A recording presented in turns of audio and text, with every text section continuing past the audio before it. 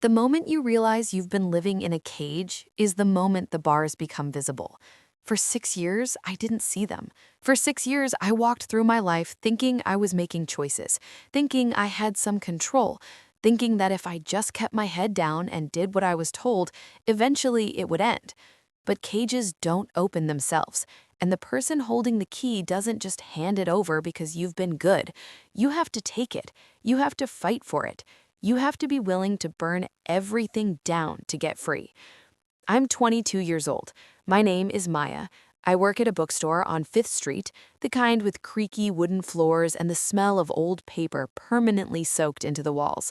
I live alone in a studio apartment with a cat I named Pepper because she has the personality of someone who just tasted something spicy and isn't happy about it. I'm finishing my degree online, communications major, because my grades tanked so badly in high school that no decent college would accept me. I drink coffee like it's my job. I avoid mirrors when I can. I don't talk about my family much. Most people think I'm quiet, shy, a little sad maybe. They're not wrong. What they don't know is that 6 years ago, when I was 16, I made a mistake that changed everything. And the person who found out about that mistake wasn't a stranger, wasn't some faceless bully at school. It was the person sleeping in the bedroom next to mine, my stepbrother, the golden child, the one everyone loved, the one who held my entire life in his hands and squeezed whenever he felt like reminding me who was in control. His name was Tyler, and for 6 years, he made my life a living nightmare. Not with his fists, not with screaming or violence, with something far more effective, a secret, one photograph, one moment of teenage stupidity that he turned into a weapon and used to control every aspect of my existence. But this isn't a story about how he broke me. This is a story about how I broke him, how I took 6 years of suffering and turned it into fuel, how I waited, planned, gathered evidence, and when the moment was right, I destroyed him so completely that he ended up on his knees crying and begging for mercy he didn't deserve. My mother married his father when I was 14. My real dad had been gone since I was 10, heart attack at 42, and watching my mom slowly stop crying herself to sleep at night made me willing to accept anything. His father, Michael, was a good man, quiet, steady. He worked as an accountant, made decent money, and he treated my mom like she was made of glass that might shatter if he wasn't careful. In a way, she was. Grief had made her fragile. Michael helped put her back together. For that alone, I was grateful. Tyler was 16 when our parents got married. I was 14. He was a junior in high school, I was a freshman. We didn't go to the same school yet, wouldn't until the following year, so our worlds barely overlapped. He had his life, I had mine. We shared a house, shared dinners, shared a last name on paper, but we were strangers. Polite strangers. He'd nod at me in the hallway, I'd say good morning at breakfast. That was it. That was our relationship for the first few months. I thought that was how it would stay. Civil, distant, easy. I was so incredibly wrong. The mistake happened 3 months after our parents got married. I was still 14, almost 15. There was a boy at my school named Josh. He was 16, a junior. He played guitar and had this way of looking at you like you were the only person in the room. I'd never felt special before, never had a guy pay attention to me like that. My dad was gone, my mom was rebuilding her life. I felt invisible most of the time, and Josh made me feel seen. We started talking, then texting, then he started saying things that made my heart race. Things about how pretty I was, how mature I seemed, how different I was from other girls. All the things a lonely 14-year-old girl wants to hear. And then one night, he asked me to send him a picture. Nothing too extreme, he said, just something for him, something private, something that would prove I trusted him. I should have said no. I should have blocked him. I should have told someone. But I was 14 and stupid and desperate to feel wanted, so I sent it.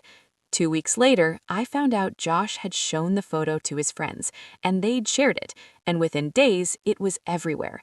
Half my school had seen me. People I didn't even know were looking at me differently, whispering, laughing, pointing. I wanted to die. literally wanted to stop existing.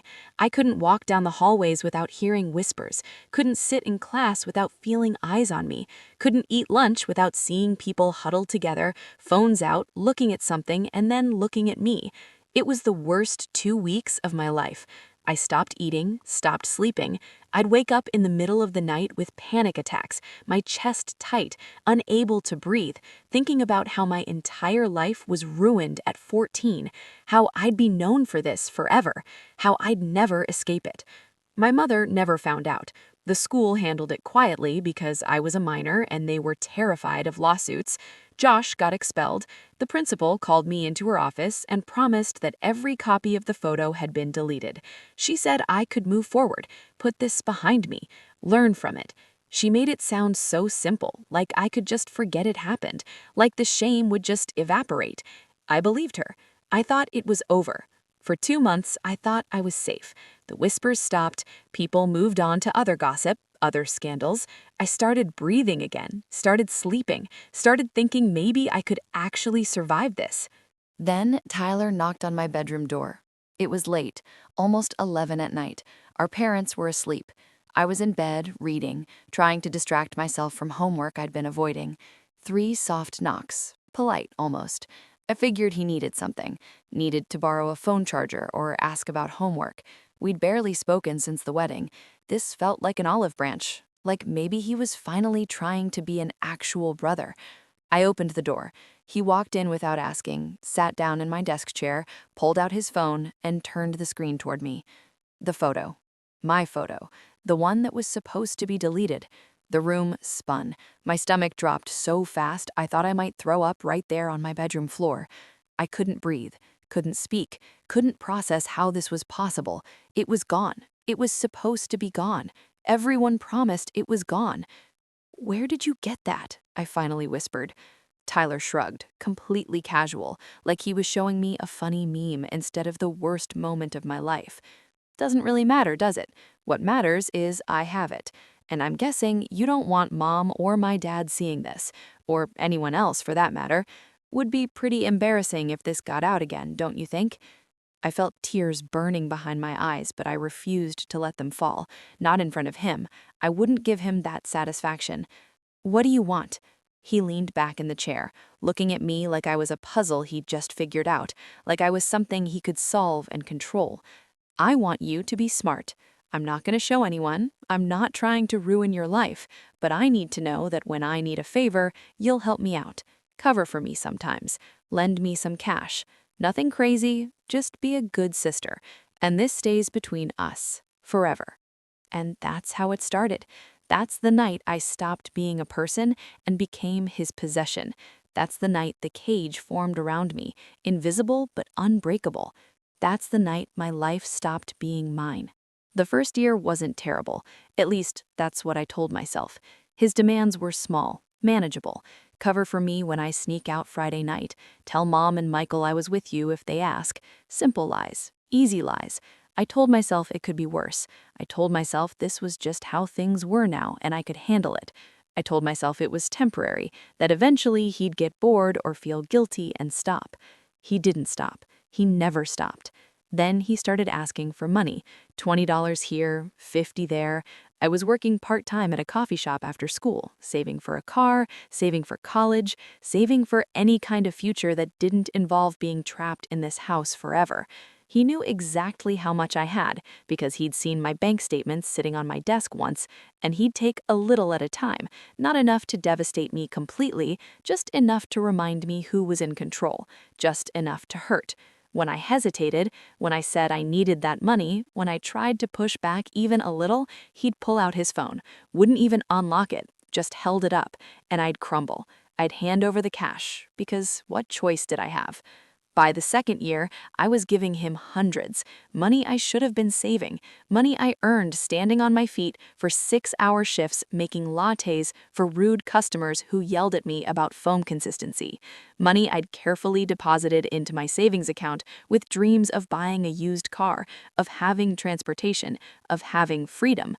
He'd blow it on clothes, on parties, on impressing girls who had no idea what kind of person he really was. on video games and concert tickets and nights out with friends while I stayed home counting pennies. I started lying to my mom about why my savings weren't growing, made up expenses, said I needed new school supplies, new shoes, money for field trips and club fees, and anything I could think of to explain where the money went. She believed me because why wouldn't she? I'd never given her a reason not to trust me, and Tyler was the responsible one, the one with a future, the one who was going places. I was just trying to keep up, just trying not to be a burden. The third year was when things got significantly worse. Tyler started using me as his personal scapegoat. His grades started slipping because he was spending more time partying than studying.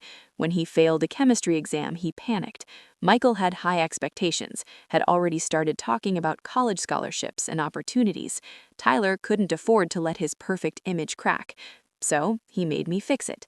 Late one night, he came into my room with his report card, told me to forge it, change the F to a B, make it look real. I said no, I said I wouldn't, and he pulled out his phone, showed me the photo, reminded me what would happen if I didn't cooperate, reminded me that one call, one post, one share, and my life would be over again. So I did it. I spent 3 hours learning to copy the school's letterhead perfectly, learning to mimic his teacher's handwriting, making the changes look seamless, professional, believable. And it worked. Michael looked at the forged report card and beamed with pride, told Tyler he was doing great, told him he was on track for those scholarships they'd been discussing. Tyler looked at me across the dinner table that night and smirked, and I felt a piece of my soul die. It became a pattern after that. Every time Tyler messed up, I had to fix it. Every time he made a mistake, I had to cover for it.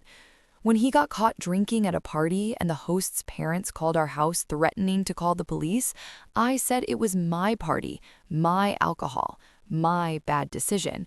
And I watched my mother's face crumble with disappointment, watched her look at me with such sadness, such worry, such confusion about where she'd gone wrong as a parent.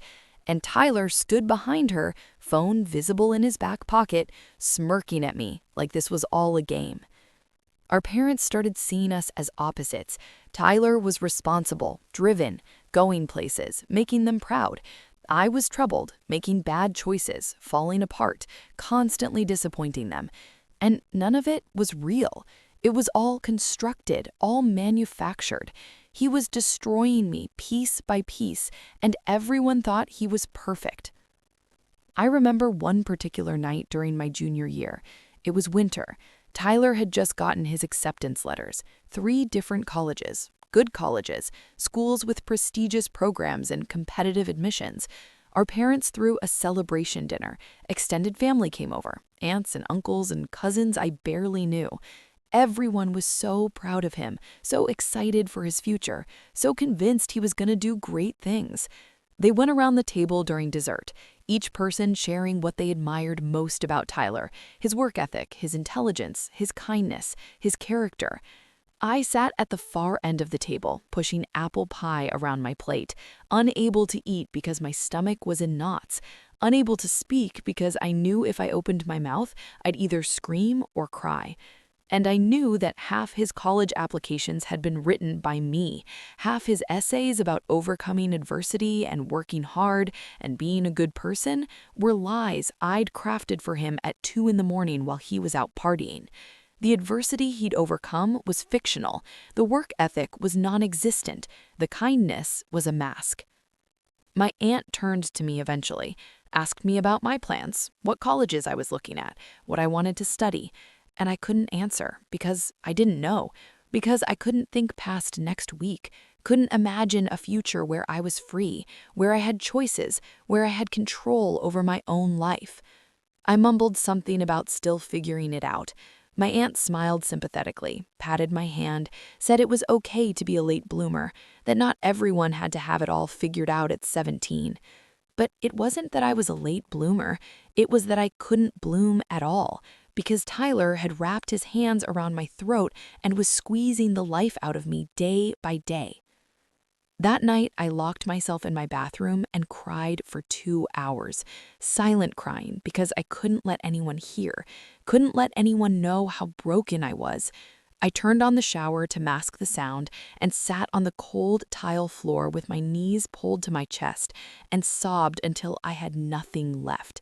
When I finally looked at myself in the mirror, I didn't recognize the person staring back. She was hollow, empty, a ghost wearing my face. By the fourth year, I stopped sleeping properly. I'd lie awake at night staring at the ceiling, wondering what he'd demand next, wondering if today was the day he'd get bored with this game and release the photo anyway just to watch me burn, wondering if there was any point in continuing to fight when the fight was so exhausting and the outcome seemed inevitable. I had panic attacks at school, in the bathroom between classes, in my car before my shifts at the coffee shop, sudden, overwhelming waves of fear and dread that left me gasping for air, my heart racing, my hands shaking, convinced I was dying. I lost weight because my stomach was always in knots, because food tasted like ash, because the act of eating felt pointless when nothing else in my life made sense. My grades dropped, not drastically enough to raise major alarms, but enough that teachers started expressing concern, enough that college applications became a source of anxiety rather than excitement. My friends stopped inviting me places because I was always too tired, too anxious, too absent even when I was physically present. There was this one friend, Jessica, who tried really hard to stay close to me. We'd been friends since middle school, before my dad died, before my mom remarried, before everything fell apart. She'd text me constantly, asking if I was okay, asking if something was wrong, inviting me to movies and parties and study groups. She'd show up at my house unannounced with coffee and snacks and a smile, determined to cheer me up. And I wanted so badly to tell her, wanted to explain why I couldn't be a good friend anymore, why I was always canceling plans last minute, why I looked like I hadn't slept in weeks, why my phone buzzed whenever it did. I wanted to show her the messages from Tyler, the demands, the threats. I wanted someone to know I wasn't crazy or dramatic or attention-seeking. I wanted someone to validate that what was happening to me was real and wrong and not my fault. But I couldn't tell her because Tyler had made it very clear what would happen if I told anyone. He didn't just have the photo on his phone, he had it backed up, stored in multiple places. He had friends who would spread it faster than I could blink. He'd mapped out exactly how he'd destroy me if I ever betrayed him, if I ever tried to get help, if I ever tried to escape. He told me once, late at night when he was drunk and feeling particularly cruel, that my silence wasn't just protecting me from embarrassment, it was protecting me from complete social annihilation, from becoming a cautionary tale, from having that photo define me for the rest of my life. He said people would find it years later, that it would affect my job prospects, my relationships, everything. He said he was actually doing me a favor by keeping it private, that I should be grateful he was so generous. And the worst part was, I believed him. I believed that his blackmail was somehow better than the alternative, that his control was somehow protecting me, that I was lucky he was only demanding money and lies instead of something worse. Eventually, Jessica stopped trying, stopped texting, stopped showing up, stopped inviting me places. And I watched another piece of my life disappear because of him, watched another friendship die because I couldn't be honest, couldn't be present, couldn't be the person I used to be. My mother worried constantly. She'd sit me down for talks about stress management and time management and prioritizing self-care. She'd make my favorite meals and leave them outside my bedroom door when I said I wasn't hungry. She'd suggest therapy, which I always refused, because how could I explain anything to a therapist without revealing the truth? She'd cry sometimes when she thought I couldn't hear, talking to Michael about how she didn't know how to help me, how she felt like she was losing me, how she wished she knew what was wrong. And I felt so guilty, so incredibly guilty for putting her through this, for making her worry, for being a source of stress in her life when she'd already been through so much. But I couldn't tell her, couldn't burden her with this, couldn't risk Tyler following through on his threats. Michael looked at me with pity during family dinners. I could see it in his eyes, the concern, the confusion. He'd try to engage me in conversation about school or work or anything, really, and I'd give one-word answers because forming complete sentences felt impossible. He thought I was just struggling to adjust to the blended family, struggling with teenage hormones and social pressures and normal adolescent challenges. He had no idea his perfect son was systematically destroying his stepdaughter. And Tyler looked at me with satisfaction, with ownership, with the quiet confidence of someone who knew they had absolute power and there was nothing anyone could do about it. He'd catch my eye across the dinner table and smile, small, knowing, a smile that said, "Remember who's in charge," a smile that said, "You're mine." The 5th year was the darkest. I turned 18 that year, which should have felt like freedom, like finally being an adult who could make my own choices, who could leave if things got bad enough, who had legal autonomy and independence. But it didn't feel like freedom at all, because age didn't matter. The photo didn't care that I was legally an adult now. The shame didn't diminish. The threat didn't go away. If anything, turning 18 made it worse, because now Tyler could threaten to post it on adult sites, could threaten to make it permanent and searchable and impossible to escape. I became numb, stopped feeling things altogether, moved through life like I was underwater. Everything was muted, distant, unreal. I'd go through the motions of my day on autopilot. Wake up, go to school, go to work, come home, sleep, repeat. No joy, no sadness, just empty, hollow existence. I thought about running away constantly, thought about just packing a bag and leaving in the middle of the night, going somewhere Tyler couldn't find me, changing my name, starting over with a new identity, disappearing completely. I'd research bus routes and cheap motels and cities where I didn't know anyone. I'd calculate how far my meager savings would take me. I'd plan escape routes in my head during sleepless nights. But where would I go? I had no money because Tyler took it all. I had no friends because I'd pushed them all away. I had no plan because I couldn't think straight anymore. Running away felt like jumping off a cliff hoping you'd sprout wings on the way down. Possible in theory, impossible in reality. I thought about telling someone, a teacher, a counselor, the police, anyone. I'd rehearse the conversation in my head, practice what I'd say, how I'd explain 6 years of systematic abuse and control. But Tyler's voice was always there, always drowning out my own thoughts. You think anyone would believe you? You're a mess. I'm the golden child. Know your place. And I did. I knew my place. I was beneath him, beneath everyone. I was nothing, a ghost, a shadow, a person-shaped hole where someone used to exist. I started having thoughts I'd never had before, dark thoughts that scared me, thoughts about what it would be like if I just stopped existing, if I just disappeared and never had to deal with any of this again. Not active plans, not concrete steps toward anything, just passive fantasies about ceasing to be, about the relief that would come with no longer having to fight, no longer having to survive, no longer having to exist in this constant state of fear and pain and exhaustion. One night during winter break of my senior year, I was sitting in my car in the parking lot of the coffee shop where I worked. My shift had just ended. It was late, almost midnight. The parking lot was empty except for my beat-up sedan with the check engine light that had been on for 3 months. I sat there with the engine off, staring at nothing, feeling nothing. And I realized I couldn't remember the last time I'd felt happy, actually happy, not just the absence of active misery, but genuine happiness, joy, contentment, peace.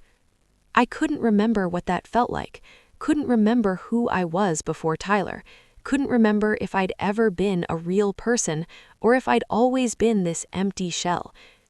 And that scared me more than anything Tyler had ever done to me. More than the blackmail, more than the threats, more than the control. The idea that I might never feel anything good again, that this might be my life forever, that I might be permanently broken. But I didn't do anything drastic that night. I sat in that parking lot for an hour, then I drove home, went to bed, woke up the next morning, and continued existing. Because that's what I did. I existed. I survived. 1 day at a time, 1 hour at a time, sometimes 1 minute at a time. But the 6th year, something changed. I don't know what triggered it exactly. Maybe I just ran out of fear. Maybe I got tired of being nothing. Maybe I finally hit the limit of how much one person can take before something inside them hardens into steel. It was a Tuesday in July. I had graduated high school by then, barely. My grades were so bad that I'd had to take summer classes just to get my diploma. Tyler had graduated with honors the year before and was now halfway through his freshman year of college, living on campus 2 hours away, living the life everyone expected him to live, making friends and going to parties and building a future while I was still at home, still working at the coffee shop, still trapped in the same cage even though he wasn't physically present anymore. Because he didn't need to be. The fear lived inside me now. The control was internalized. He'd been home for the summer for 2 weeks, and he'd already demanded $300 from me for reasons he didn't bother explaining, didn't need to explain, because I'd give it to him, like always, like I'd been trained to do. I was taking the trash out to the curb that Tuesday evening. It was humid, the kind of thick summer air that makes your clothes stick to your skin. I was sweating and irritated and exhausted from a double shift, and I heard Tyler's voice coming from the garage. The garage door was half open. He was on his phone. He didn't know I was there. His voice carried clearly in the still evening air. Dude, it's so easy. She does whatever I tell her. I've got her completely under control. It's honestly pathetic how scared she is. I could probably make her rob a bank if I wanted to. He laughed, that arrogant, careless laugh he had when he thought no one was paying attention, when he thought he was safe to be his real self. His friend said something I couldn't hear. Yeah, man, she's that weak. It's almost boring at this point. I'm thinking of asking her to buy me a new laptop, see if she'll actually do it. Maybe make her max out a credit card or something. Push it as far as I can. More laughter. Weak. That word hit me like a physical blow, but it didn't hurt the way it should have. It didn't make me feel small or ashamed or worthless. It made something inside me go cold, ice cold, crystalline, focused. I'm not weak, I thought. I'm terrified. There's a difference, and I'm done being terrified. I stood there in the driveway holding a trash bag, and something fundamental shifted inside me. It wasn't dramatic, wasn't a lightning bolt moment or a cinematic revelation. It was quiet, calm, like a switch flipping from off to on, like a door opening after being locked for 6 years. I went inside, went to my room, closed the door, locked it, and made a decision. I wasn't going to run, wasn't going to tell anyone, wasn't going to beg for help from people who might not believe me or might not be able to help even if they did. I was going to destroy him, methodically, carefully, completely, the same way he'd been destroying me for 6 years. But I needed a plan, a real plan, not some emotional outburst that would blow up in my face and give him ammunition, not some reckless confrontation that would end with me destroyed and him victorious. I needed to be smarter than him, more patient, more ruthless. I needed to become what he'd been to me, a predator, not a victim.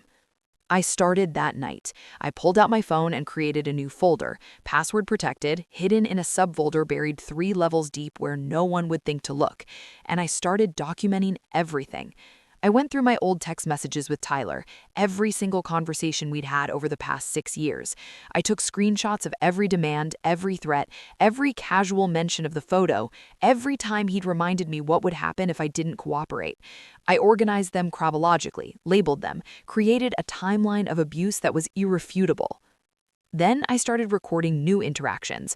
I downloaded a voice memo app that looked like a calculator, something innocuous that wouldn't raise suspicion if Tyler saw it on my phone, and I started recording our conversations. Not every single one, that would have been impossible, but the important ones, the ones where he made demands, the ones where he threatened me, the ones that proved what he was doing. I'd gotten good at being invisible over the years, good at being in the room without being noticed, good at making myself small and unobtrusive and forgettable. I used that now.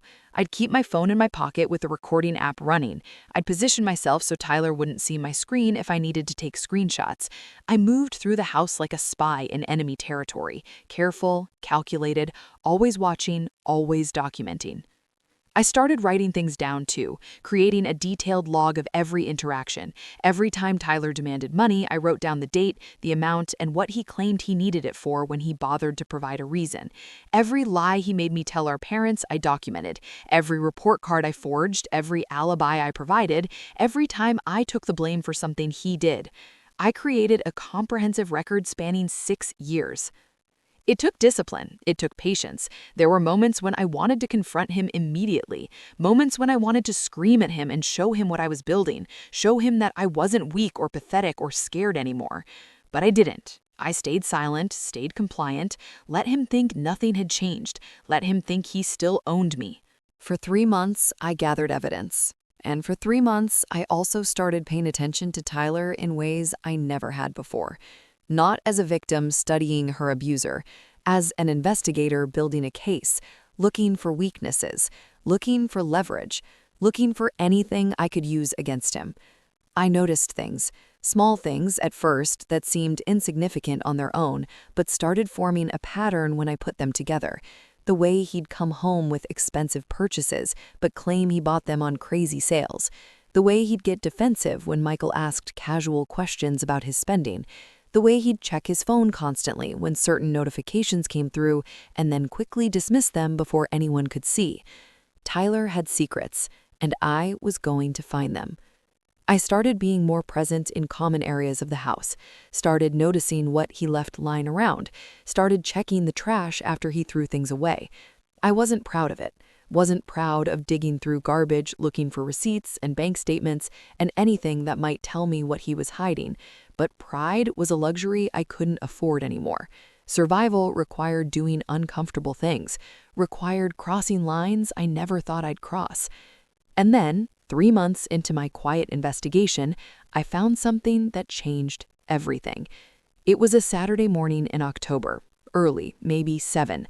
I was cleaning the living room because it was my assigned chore for the weekend, and I'd learned over the years that doing chores early and thoroughly kept our parents happy and less likely to ask questions about anything else. Tyler had been home the night before, had crashed on the couch watching movies until late, had left his usual mess behind: empty soda cans, chip bags, a blanket thrown haphazardly over the armrest. I was picking up his mess, which felt fitting somehow given our entire relationship, when I found an envelope stuffed between the couch cushions. It was slightly crumpled, wrinkled like it had been shoved there carelessly, addressed to Tyler in official-looking print, already opened. I almost put it in the trash without looking. Almost, but something made me pause, made me pull out what was inside. Maybe instinct, maybe luck, maybe the universe finally deciding to throw me a bone after 6 years of suffering. A credit card statement. My hands started shaking before I even fully registered what I was looking at, before I processed the numbers on the page, before I understood what this meant. The statement showed thousands of dollars in charges: high-end electronics, designer clothes, cash advances at ATMs, restaurant bills that cost more than I made in 2 weeks of double shifts, all on a credit card that, according to the header at the top, was tied to Michael's name and social security number. But Michael was meticulous about finances. It was his job, his profession. He reviewed every statement. He knew every account. He had spreadsheets tracking spending and budgets and investments. There was absolutely no way he had a credit card with this kind of balance that he didn't know about. Unless he didn't open it. Unless someone else opened it using his information. Unless Tyler had committed fraud. My heart was pounding now, racing so fast I could hear it in my ears. I pulled out my phone with shaking hands and took pictures of every page of the statement, front and back, every single charge listed, every piece of account information visible, the account number, the billing address, the statement date, everything. Then I carefully folded the statement back up exactly how I'd found it, tucked it into the envelope, smoothed out the wrinkles as much as possible, and shoved it back between the couch cushions in the exact position where I'd discovered it. I finished cleaning the living room on autopilot. My mind was racing, processing, calculating. If what I suspected was true, if Tyler had actually opened a credit card using Michael's identity without permission, that wasn't just theft. That wasn't just breaking family trust. That was identity fraud, credit fraud, federal crimes, crimes that carried prison sentences. I needed to be sure, needed to find more evidence before I did anything with this information. One statement might be explainable, might be something Michael knew about and I'd just never heard him mention. I needed to find more, needed to prove this was a pattern, needed to make sure my suspicions were correct before I made any moves. Over the next 2 weeks, I became completely obsessed. I paid careful attention to when Tyler checked the mail.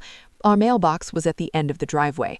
Usually, Michael or my mother collected it when they got home from work, but sometimes there were gaps, times when mail sat there for hours before anyone retrieved it. I started intercepting it during those gaps, started going through every piece looking for other statements, other cards, other evidence of fraud. I found 2 more statements, different credit cards, different account numbers, but both listing Michael's name, both showing thousands in charges, both completely unknown to Michael, based on conversations I'd heard him mention about finances and budgets. 3 cards, 3 separate accounts, all opened fraudulently using Michael's identity and credit. Tyler had been doing this for at least a year based on the dates on the statements, systematically stealing from his own father, destroying Michael's credit, racking up debt that Michael would eventually have to deal with, and doing it all while playing the role of the perfect son. I photographed everything, documented everything, created a separate folder just for this financial evidence, organized it meticulously, made sure every piece of proof was clear and legible and undeniable. And with each new piece of evidence, I felt the balance of power shifting, felt the cage that had held me for 6 years starting to crack. Tyler had spent 6 years holding my teenage mistake over my head, a stupid photo I sent when I was 14, a moment of naivety and poor judgment that he'd weaponized and used to control my entire existence. And now I had proof that he'd committed multiple federal crimes, crimes that were ongoing, crimes that could send him to actual prison, crimes that made my photo look like absolutely nothing in comparison. For the first time in 6 years, I felt something other than fear or numbness or despair. I felt power, real, tangible power, the kind that comes from holding someone else's fate in your hands the way they'd been holding yours. But I didn't rush, didn't confront him, didn't go straight to Michael or the police, because I knew Tyler, knew how his mind worked, knew how he'd respond. If I exposed him directly right now, he'd find a way to drag me down with him. He'd release the photo out of spite. He'd lie and manipulate and make himself the victim somehow. He'd burn everything down just to make sure I burned too. I needed to be strategic, needed to hit him at a moment when he was vulnerable, when he wouldn't have time to mount a defense or launch a counterattack, when the evidence would speak louder than any lie he could tell, when his destruction would be swift and complete and irreversible. I spent the next month refining my plan. I researched identity theft laws, read articles about credit fraud investigations, learned about what kind of evidence was considered irrefutable in court. I wanted to make sure that when I made my move, there would be no escape for Tyler, no way out, no second chances. I also prepared myself emotionally, prepared for the fallout, for the moment when Tyler would realize what I'd done, for his rage, for his desperate attempts to destroy me on his way down, for the possibility that he'd release the photo anyway just out of spite. I had to be ready for that, had to accept that exposure might be part of the price of freedom. I made copies of everything, multiple copies in multiple locations, digital and physical. I uploaded encrypted files to secure cloud storage accounts with passwords Tyler would never guess. I printed documents and gave them to Jessica, the friend I'd pushed away years ago. I'd reached out to her, explained that I needed a favor, that I needed her to hold onto an envelope for me and not open it unless something happened to me. She'd agreed, confused but willing to help. I even mailed a copy to myself at a post office box I'd rented specifically for this purpose, using cash so there'd be no paper trail. I was thorough, obsessive, paranoid maybe, but I knew I'd only get one shot at this, one chance to free myself, and I wasn't going to waste it because I hadn't been careful enough. And then the perfect opportunity presented itself, like the universe finally deciding to help instead of hinder. Michael's 60th birthday was coming up. My mother had been planning it for months. She'd rented a venue, hired caterers, sent invitations to over 100 people, family, friends, colleagues, neighbors. It was going to be a big celebration, the kind where everyone dressed up and put on their best behavior and pretended their lives were perfect. Tyler would be there, would be expected to give a speech because he was the beloved son, would be on display for everyone to admire, would be vulnerable in a way he rarely was, and most importantly, Michael's accountant would be there, the man who managed all of Michael's finances, the man who would immediately understand the significance of what I was about to reveal, the man who could trigger an official investigation. 2 weeks before the party, I created an anonymous email account, used a VPN to mask my IP address, used a fake name, made absolutely sure it couldn't be traced back to me, and I sent a carefully worded message to Michael's accountant. I didn't reveal everything. That would have been too obvious, too suspicious. Instead, I planted seeds of concern. I mentioned that I'd noticed some irregularities in credit activity associated with Michael's identity, suggested that he might want to review recent account openings, mentioned specific account numbers without explaining how I got them, made it sound like I was a concerned bank employee, or maybe someone from Michael's office who'd seen something strange. Vague enough to be plausible, specific enough to trigger an investigation, professional enough to be taken seriously. Then I waited. And I watched. 3 days later, I was home when Michael got a call. He was in the kitchen, I was in the living room, pretending to watch TV, but actually listening to every word.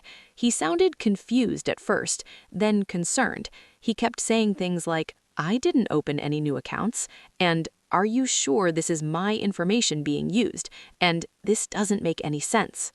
The investigation had begun. Over the next week and a half, I watched Michael become increasingly stressed.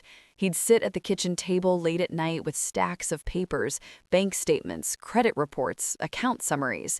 He'd talk to my mother in low, worried tones about identity theft and fraudulent activity and having to freeze his credit. He had no idea who'd done it, had no suspicion it was his own son. And I watched Tyler during this time too, watched him go about his life completely oblivious to the storm gathering around him. He was still demanding things from me, still treating me like his property, still confident that he was untouchable, still believing that his perfect image would protect him from consequences.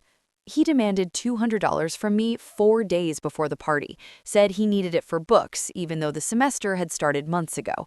I gave it to him without argument, let him think everything was normal, let him think I was still broken and compliant and under his control. He had no idea that his entire world was about to collapse. The night of Michael's birthday party arrived. I dressed carefully that evening, wore a nice dress my mother had bought me for the occasion, did my makeup, straightened my hair, tried to look normal, calm, like I wasn't about to detonate a bomb in the middle of our family celebration. The venue was beautiful. My mom had really outdone herself.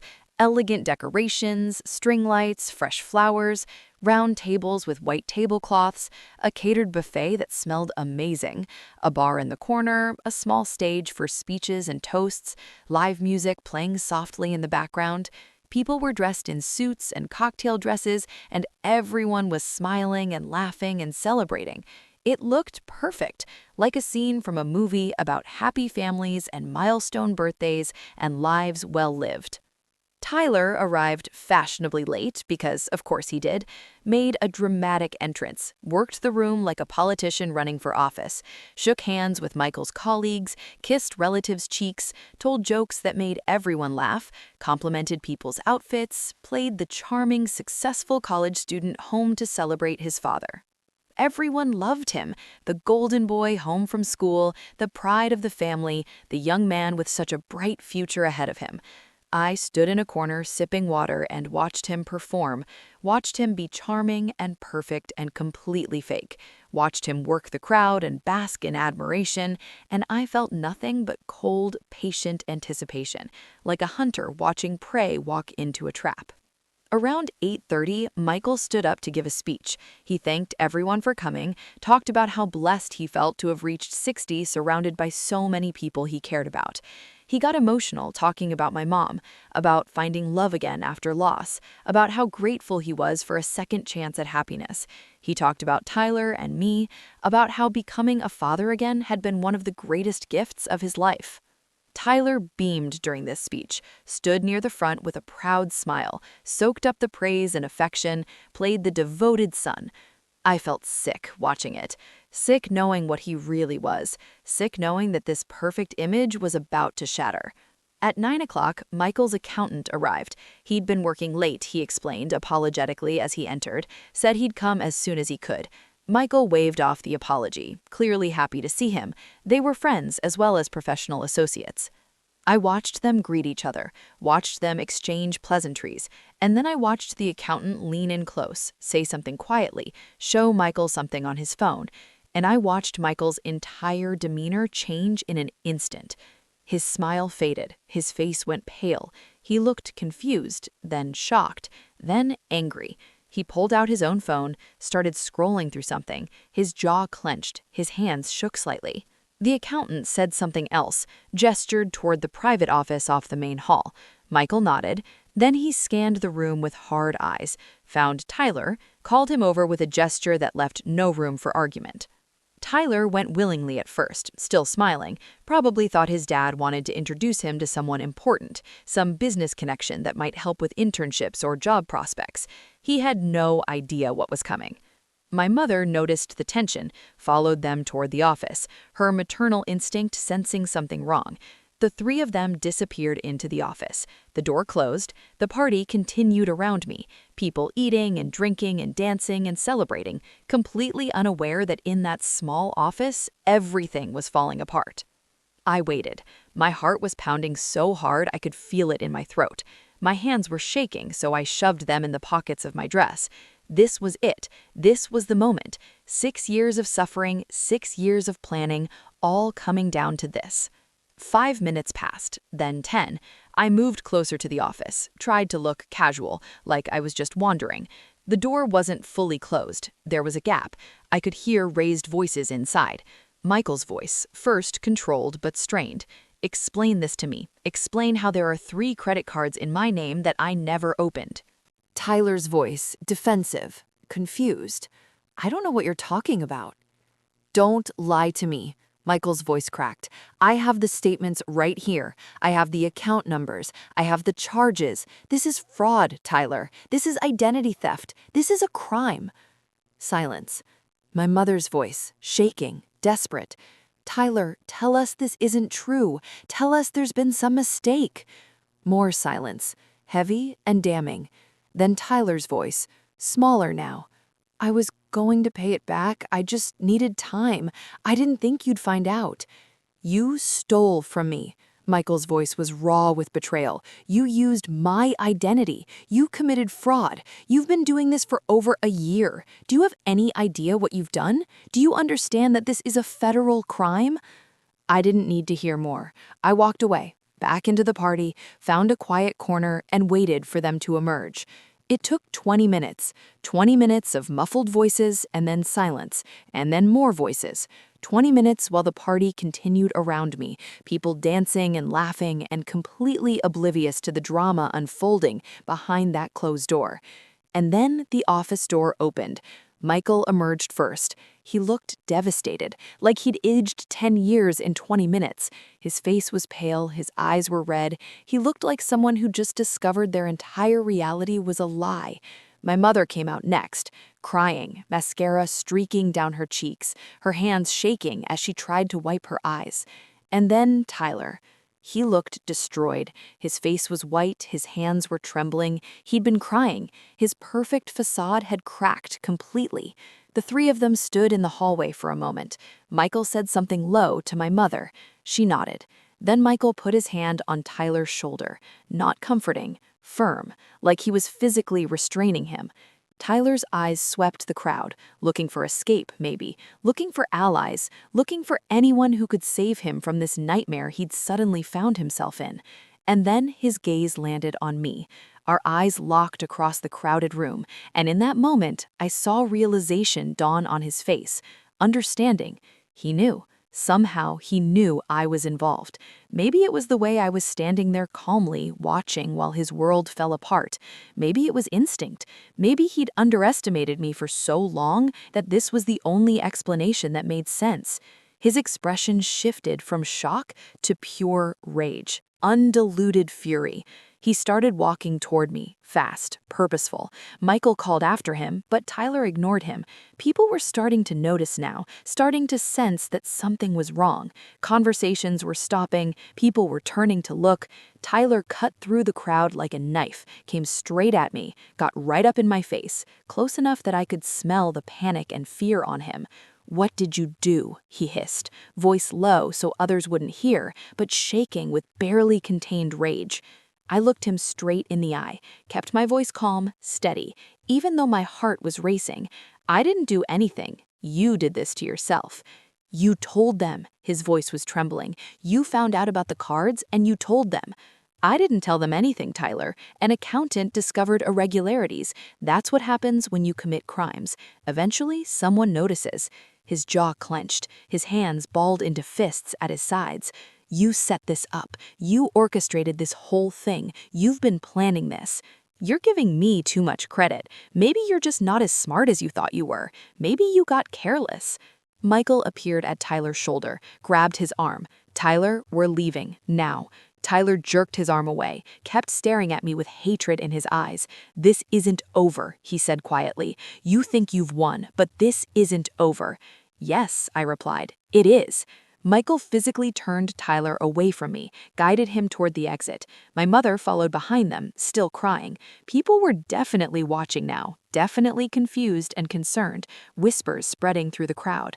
I watched them leave, watched Tyler's perfect life walk out the door in ruins, watched the golden child fall from grace in the most public way possible.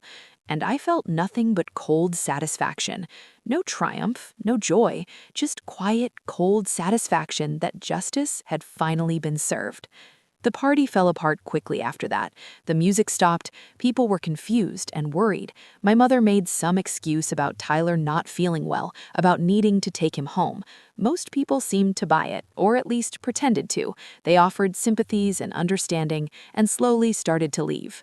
I stayed until the end, helped clean up, helped my mother collect decorations and leftover food, played the dutiful daughter. Moved through the tasks on autopilot while my mind raced with what would happen next. When we finally got home, Tyler's car was gone. Michael and my mother went straight to the living room, sat on the couch, talked in low, urgent voices. I made an excuse about being tired, said I was going to bed. They barely acknowledged me. I went to my room, locked the door, changed into comfortable clothes, and waited. Tyler came home 3 hours later. I heard his car in the driveway, heard the front door slam, heard voices rising. Michael's voice, Tyler's voice, loud and angry, doors slamming throughout the house, and then footsteps in the hallway, coming toward my room. Heavy footsteps, angry footsteps. He pounded on my door, not knocked, pounded, like he was trying to break it down. "Maya, open this door, now." I didn't move from where I sat on my bed. Didn't respond. More pounding. Harder. "I know you're in there. Open the door or I swear I'll break it down." Michael's voice from downstairs. "Tyler, leave your sister alone." Tyler ignored him. "Maya, we need to talk. You need to fix this. You need to tell Dad this was all a misunderstanding." I walked to the door but didn't open it. "There's nothing to fix," I said through the wood. "You committed fraud. You got caught. That's not my problem." "You set me up." His voice was desperate now, angry and desperate. "You ruined my life." "No, you ruined your own life. I just stopped helping you hide it." Silence. Then his voice, quieter, more dangerous. "You're going to regret this. I still have that photo. I can still destroy you." And there it was, the threat he'd been holding over me for 6 years, the weapon he thought made him invincible, the power he believed would always give him control. I opened the door, looked him in the eye, saw the panic and rage and desperation there. "Go ahead," I said calmly. "Send it." He blinked, confused. "What?" Send the photo, Tyler. Post it online. Send it to everyone. Do it right now. You're bluffing. I'm not. I pulled out my phone, unlocked it, opened the folder I'd been building for months. While you were busy stealing from Michael, I was busy too. I was documenting everything, every threat you made, every demand, every time you blackmailed me. I turned the phone toward him, showed him screenshots, text messages, audio files, 6 years of evidence organized meticulously. I have everything, Tyler. Every text, every recording, every lie you made me tell, every dollar you extorted from me. 6 years of systematic blackmail and abuse. His face went white as he scrolled through what I was showing him. And I have something else.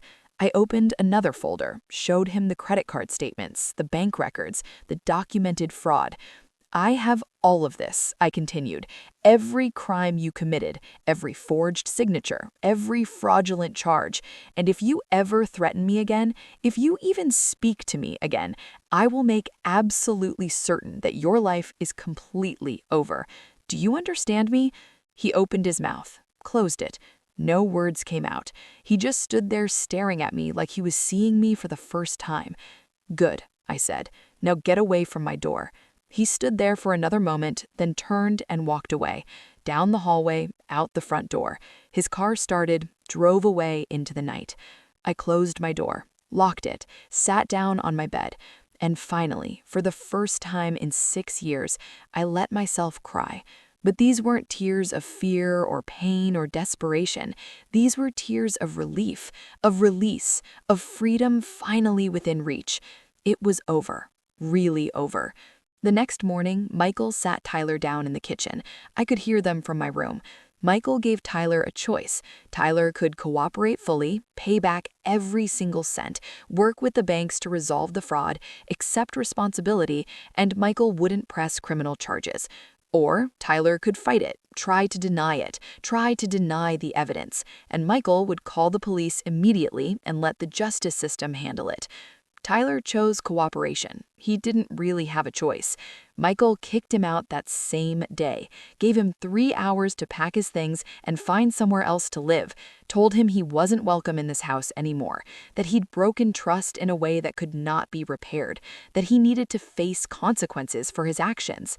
My mother cried, begged Michael to reconsider, said Tyler was still her son, still deserved a chance. But Michael was firm, said Tyler was an adult, that adults face consequences, that this was about Tyler learning accountability. I watched Tyler pack, watched him carry boxes to his car, watched him move through the house one last time. He didn't look at me, didn't say a word to me, just packed his things and left. And when his car pulled out of the driveway for the last time, I felt a weight lift off my shoulders that I'd been carrying for so long, I'd forgotten what it felt like to not have it there. The following weeks were strange. My mother went through a period of grief. She'd raised Tyler for 6 years, had thought of him as her son. The betrayal hit her hard. She cried a lot, questioned everything, wondered what she'd missed, what she could have done differently. I wanted to tell her then, wanted to explain what Tyler did to me, how he'd controlled and manipulated me for 6 years, but I couldn't. She was already devastated. I didn't want to add to her pain, didn't want to make her feel more guilty. So I kept quiet, supported her, let her grieve the son she thought she knew. Michael buried himself in work, in fixing the financial mess Tyler had created, in dealing with banks and credit bureaus and fraud departments. He looked tired all the time, aged. The betrayal had hurt him deeply. But he was also kind to me during this time, kinder than he'd been in years. He'd check on me more often, ask how I was doing, make sure I was okay, like he was trying to compensate for Tyler's absence, like he was trying to be a better father. I started therapy a month after Tyler left, finally felt safe enough to reach out for help. Found a therapist who specialized in trauma and abuse, and for the first time in 6 years, I told someone the whole truth. It was hard, admitting out loud what I'd been through, saying the words I'd kept buried for so long, crying in front of a stranger, reliving the worst moments. But it was also freeing, having someone believe me, Having someone validate that what Tyler did was wrong, that I wasn't overreacting or being dramatic, that I'd been abused, that I'd survived something terrible. My therapist helped me understand that I wasn't responsible for Tyler's actions, that his choices were his own, that I had every right to be angry and hurt and traumatized. She helped me start processing the pain, start untangling the mess of emotions I'd been suppressing for 6 years. She also helped me start rebuilding, start imagining a future that didn't include fear, start believing that I could be happy again, that I could trust again, that I could live again without constantly looking over my shoulder. Slowly, things got better. I enrolled in community college, started actually attending classes, started caring about my grades again, started participating. My GPA improved dramatically. Professors noticed, encouraged me. I even made the dean's list my second semester. I made new friends, real friends who didn't know anything about my past, who saw me for who I was now, not who I'd been. We'd study together and go to movies and have normal conversations about normal things. It felt surreal at first, like I was pretending to be a regular person, but eventually it started feeling real. I started sleeping through the night. The panic attacks became less frequent, then rare, then stopped altogether. My appetite came back. I gained healthy weight. I started recognizing myself in the mirror again. 3 months after Michael's birthday party, Tyler showed up at my work. I'd gotten a new job, bartending at a nicer restaurant downtown. Better pay, better hours, better clientele. I was working a Tuesday evening shift when he walked in. He looked terrible, much worse than I expected. He'd lost weight, had dark circles under his eyes, his clothes looked rumpled. He'd clearly been struggling.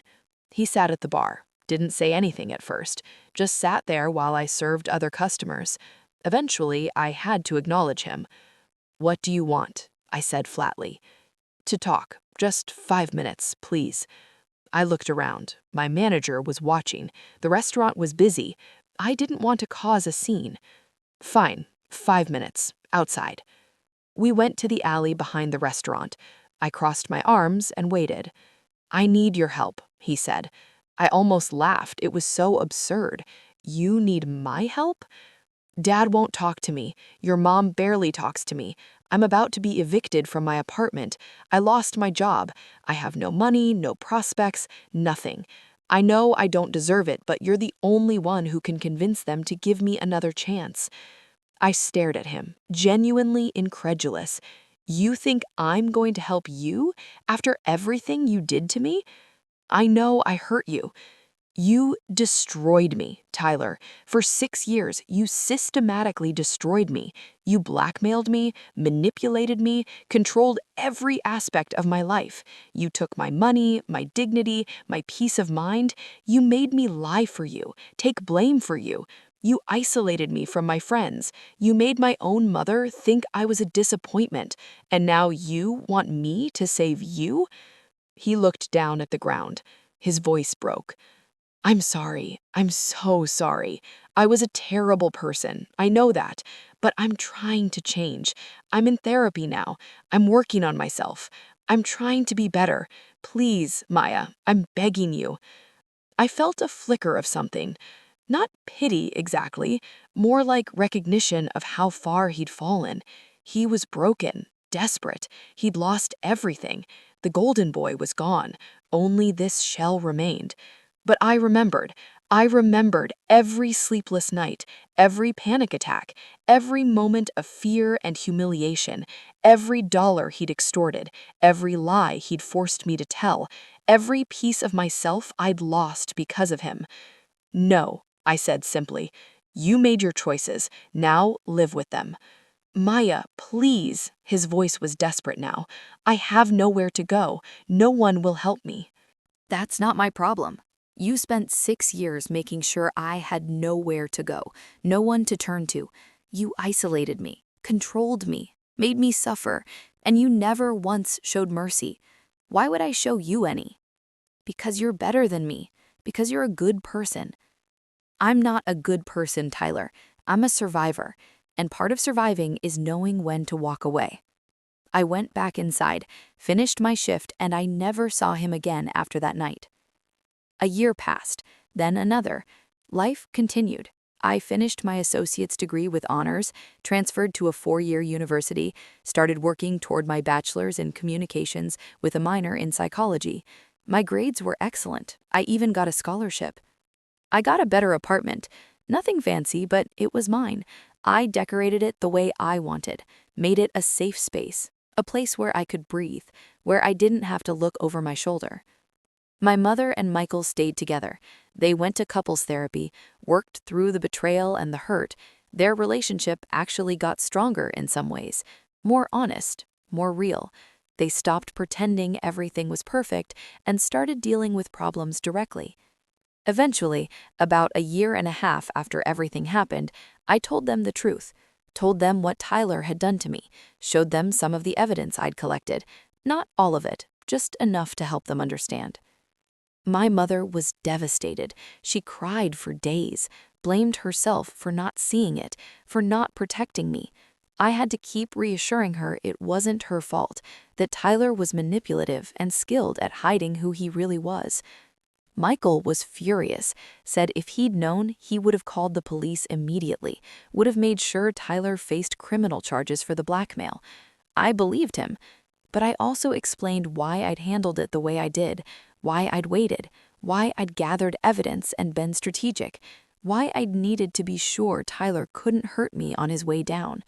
They understood eventually, said they were proud of how strong I'd been, how smart I'd been. It helped, having them know, having their support, having their belief. It made me feel less alone. Tyler disappeared from our lives almost completely after that confrontation in the alley. I heard occasional updates through extended family. Someone's cousin had run into him. Someone had seen him working at a warehouse. Someone had heard he'd moved to a different state. Good, I thought, each time I heard something. Stay away. Build whatever life you can somewhere else. Just stay away from me. And then, 2 years after Michael's birthday party, I got a letter in the mail. Handwritten. My name and address in careful script. No return address, but I recognized the handwriting immediately. Tyler. I held that envelope for 3 days before opening it. Part of me wanted to burn it unopened. Part of me was curious. Part of me was terrified it would be more threats or manipulation or attempts to worm his way back into my life. Finally, I opened it. 4 pages, handwritten, his words. It was an apology, a real one, not manipulative, not excusing, not trying to minimize what he'd done, just honest acknowledgement of the harm he'd caused. He wrote about being in therapy for almost 2 years, about working to understand why he'd become the person he was, about confronting his own entitlement and cruelty and need for control, about realizing how much damage he'd done, how many people he'd hurt, especially me. He didn't ask for forgiveness, didn't ask me to contact him, didn't ask for anything at all, just wanted me to know he was sorry, that he understood what he'd done was unforgivable, that if I never wanted to hear from him again, he'd respect that completely. He wrote that he was working a steady job now, had his own small apartment, was paying off the debt slowly but surely, was trying to be a better person, not for recognition or praise, just because it was the right thing to do. The letter ended with a simple statement: "You deserved so much better than what I did to you. I hope you're happy now. I hope you're free. You deserve to be free." I read that letter 3 times, then I folded it up, put it in a drawer, and sat with my thoughts for a long time. I don't know if people can truly change. I don't know if Tyler's apology was genuine or if it was just another form of manipulation.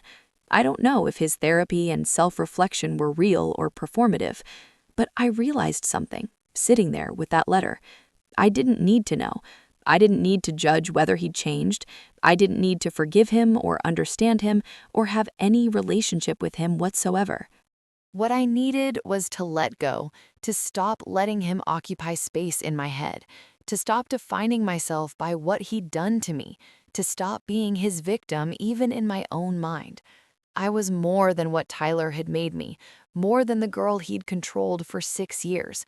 I was a survivor, a fighter, someone who'd taken back her power when it seemed impossible, someone who'd rebuilt herself from nothing. And that was enough. I never responded to Tyler's letter, never reached out, never tried to reestablish any kind of contact.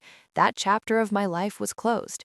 He could work on himself and become better, or not. That was his journey. Mine was separate, free from him.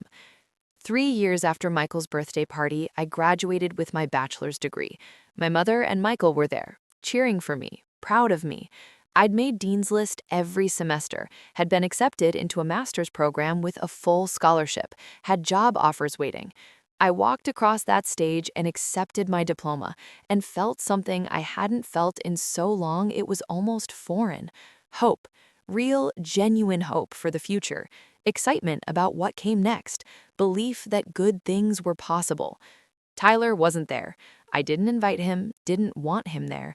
That part of my life was over. I got a job I genuinely loved, working for a nonprofit that helped survivors of abuse, using my communication skills to tell their stories, to advocate for resources and support, to help people who'd been through what I'd been through. It was healing in a way I hadn't expected. Every person I helped felt like I was helping that scared 16-year-old version of myself.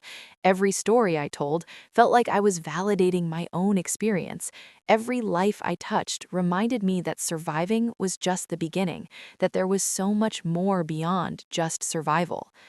I started dating someone wonderful about 6 months after graduation, someone kind and patient and respectful, someone who didn't know about my past and didn't need to know every detail, someone who saw me for who I was now, who valued me, who treated me like an equal partner instead of property. It was terrifying at first, trusting someone again, being vulnerable, but he was patient, never pushed, never demanded, and slowly I learned that not everyone wanted to control me, that healthy relationships existed, that I deserved to be treated well.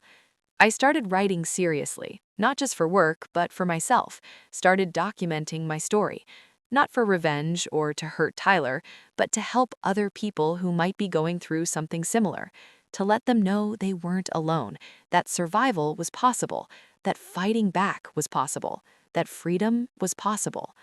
I learned that strength isn't about being fearless. It's about being afraid and doing what needs to be done anyway. It's about surviving when survival seems impossible. It's about rebuilding when everything's been destroyed. Tyler tried to break me, and for a long time he succeeded.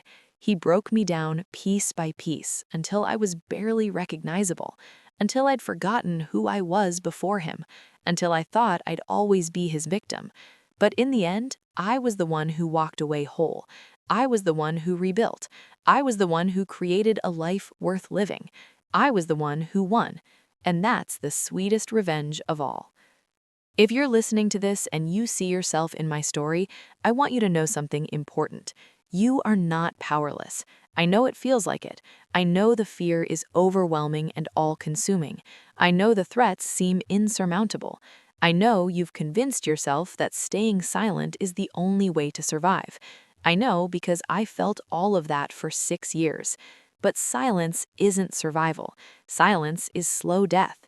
It's giving up pieces of yourself until there's nothing left. It's letting someone else write your story. You deserve better. You deserve freedom. You deserve to live without fear. You deserve to be treated with respect and dignity. You deserve to have control over your own life. Here's what I learned that might help you. Document everything. If someone is threatening you, blackmailing you, controlling you, record it however you can. Screenshot text messages. Record conversations if it's legal where you live. Write things down with dates and details. Evidence is power. It's protection. It's proof that you're not crazy or dramatic or imagining things. Don't be afraid to ask for help. I waited 6 years and it nearly destroyed me. There are people who will believe you, therapists who specialize in abuse, lawyers who work with victims, hotlines you can call, advocates who understand, organizations that provide resources. You don't have to fight alone. You shouldn't have to fight alone. Your abuser's power is an illusion. This is the hardest thing to understand when you're in the middle of it, but it's true.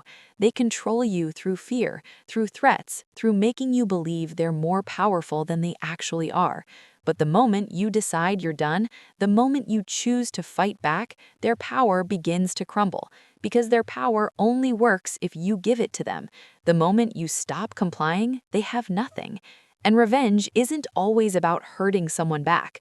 Sometimes it's about reclaiming your life. It's about becoming the person they tried to prevent you from being. It's about proving that their cruelty didn't define you, that you're more than what they tried to make you.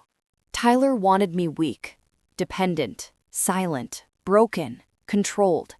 He wanted me to believe I was nothing without his permission to exist. He wanted me to spend my entire life afraid of him. But I'm none of those things now. I'm strong. I'm independent. I'm loud when I need to be. I'm whole. I'm free. I control my own life. I write my own story. And no one has power over me that I don't give them. And that's better than any revenge I could have planned. Better than seeing him suffer. Better than watching him lose everything. Because my freedom isn't dependent on his misery. My happiness isn't tied to his pain. I'm free because I chose to be free, because I fought for it, because I refused to give up even when giving up seemed like the only option. So if you're still trapped, if you're still under someone's control, if you're still living in fear, hear me clearly. You can get out. You can fight back. You can win. It won't be easy. It won't be quick. It won't be simple, but it's possible. You have strength you don't even know about yet. Strength you haven't needed to tap into because you've been focused on surviving. But when you're ready, when you decide you're done just surviving and you want to start living, that strength will be there, waiting for you, ready to be used. Use it. Take that first step. Make that first move. Document that first piece of evidence. Reach out to that first person who might help. Do whatever you need to do to start the process of freeing yourself. And don't stop. Even when it's hard, even when you're scared, even when it feels impossible, don't stop fighting until you're free. You are stronger than you know, braver than you think, more capable than you believe. You have survived everything that's happened to you so far. You can survive this, and more than survive, you can thrive. You deserve a life without fear, a life where you control your own choices, a life where you're treated with respect and kindness, a life where you're free to be who you really are without someone else's permission. Go get it. Fight for it. Don't stop until it's yours. Because you deserve it. You've always deserved it, and no one has the right to take it from you. It's been 4 years now since Michael's birthday party. 4 years since I watched Tyler's facade shatter. 4 years since I took back my life. And every single day, I'm grateful I found the strength to fight. I'm 26 now. I have a master's degree, a career I'm passionate about, an apartment I love, a partner who respects me, friends who care about me, a future I'm excited about, a life that's actually mine. I look at myself in the mirror now, and I recognize the person looking back. She's scarred. She's been through hell. She carries trauma that will probably never fully go away. But she's also strong, resilient, free, happy, whole. And that photo, the one that haunted me for 6 years, the one I thought would destroy me if anyone saw it, I deleted it myself about a year ago. Not because I was afraid anymore, but because I didn't need it. It had no power over me, none at all. It was just pixels on a screen, just a moment from my past that didn't define my present or my future. I am free, truly, completely, finally free. And if there's one message I want to leave you with, one thing I want you to take from this entire story, it's this. You can be free too, no matter how long you've been trapped, no matter how hopeless it seems, no matter how powerful your abuser appears. You can be free. It just takes one decision, one moment where you decide enough is enough, one choice to start fighting instead of surrendering, one step toward freedom. Make that choice. Take that step, and don't stop until you're free. You are worth fighting for. Your life is worth reclaiming. Your freedom is worth every difficult moment it takes to achieve it. Go get it. I believe in you. I believe you can do this, because I did it. And if I could do it after 6 years of hell, you can too. You've got this. Now go be free.